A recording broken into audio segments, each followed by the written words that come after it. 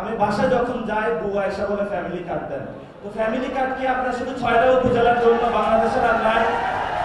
যেখানে যাই গার্লফ্রেন্ডের কাছে তরুণদের বলে তুমি আমাকে কবে বিয়ে করবা, তরুণ বলে যে আমার পকেটে টাকা নাই। আমরা তরুণরা অনেক কষ্টে আছি।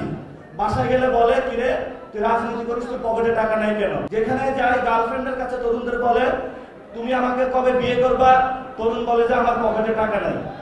জীবন দিল তরুণরা, রক্ত দিল তরুণরা, তরুণদের রক্তের উপরে আপনারা ভর করে ক্ষমতায় গেলেন, ক্ষমতায় গিয়ে তরুণদের কথা ভুলে গেলেন। এটা হলো নিমকহারামি রাজনীতি। তরুণদের পকেটে টাকা নাই, তারা বিয়ে করতে পারে না, তাদের মেন্টাল হেলথের সমস্যা হচ্ছে এবং তরুণরা একটা ফ্রাস্ট্রেশনের মধ্য দিয়ে চলে যাচ্ছে। অথচ বাংলাদেশের 50% গুলো তরুণ। তাহলে এই মানুষগুলোর সমস্যার সমাধান আমরা কিভাবে করব, সেই প্রচেষ্টাটা প্রতিনিয়ত ইনোভেটিভ চিন্তা করা এবং সেই ইনোভেটিভ চিন্তা থেকে সমস্যা সমাধানের চেষ্টা করা। আমি গতকালকে তারেক রহমানকে বলেছিলাম, আমি বাসায় যখন যাই বুয়া এসে বলে ফ্যামিলি কার্ড দেন। তো ফ্যামিলি কার্ড কি আপনার শুধু 6টা উপজেলার জন্য, বাংলাদেশের আর নাই? এই জন্য আমরা তাদেরকে বলবো যে আপনি ঠিক আছে, যারা অসহায় মানুষ রয়েছে তাদের জন্য ফ্যামিলি কার্ড দিয়েছেন, তা আমাদের তরুণদের জন্য আপনি কি করেছেন? স্টেটের কোনো প্যাকেজে তো আমাদের তরুণদের জন্য কোনো কিছু নাই। জীবন দিল তরুণরা, রক্ত দিল তরুণরা, তরুণদের রক্তের উপরে আপনারা ভর করে ক্ষমতায় গেলেন, ক্ষমতায় গিয়ে তরুণদের কথা ভুলে গেলেন। এটা হলো নিমকহারামি রাজনীতি। এই জন্য সরকারকে আমরা আহ্বান জানাবো, আমরা তরুণরা অনেক কষ্টে আছি।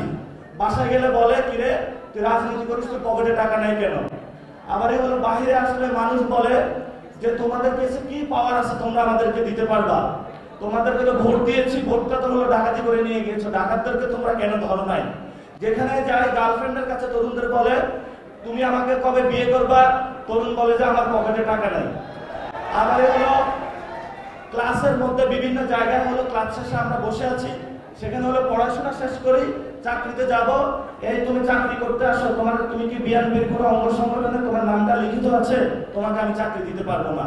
তো এই যদি হয় তরুণদের অবস্থা, তাহলে আমরা তরুণরা কিভাবে বাংলাদেশটা ঠিক করব? এই জন্য আমরা তরুণদের জন্য একটি সাম্য, মানবিক মর্যাদা এবং ন্যায় বিচারের রাষ্ট্র চাই, যেখানে আমরা সুন্দর মতন বিয়ে করতে পারবো, পকেটে টাকা থাকবে আমাদের, যেখানে আমরা মা বাবার কাছে টাকা নিয়ে তুলে দিতে পারবো, যেখানে আমরা একটি নতুন বাংলাদেশ নিয়ে সবাই সুখী শান্তিতে বসবাস করতে পারবো। এটা কোনো রকেট সায়েন্স না, এটা সিম্পল হিসাব। এই সিম্পল বিষয়ে প্রধানমন্ত্রীকে বুঝতে হবে। আপনি নিজেকে দাবি করলে হবে না যে আমি তরুণদের পক্ষে। তরুণদের প্যাকেজ দিতে হবে, কাজ করতে হবে, তাহলে আমরা বুঝবো আপনি আসলে তরুণদের পক্ষে।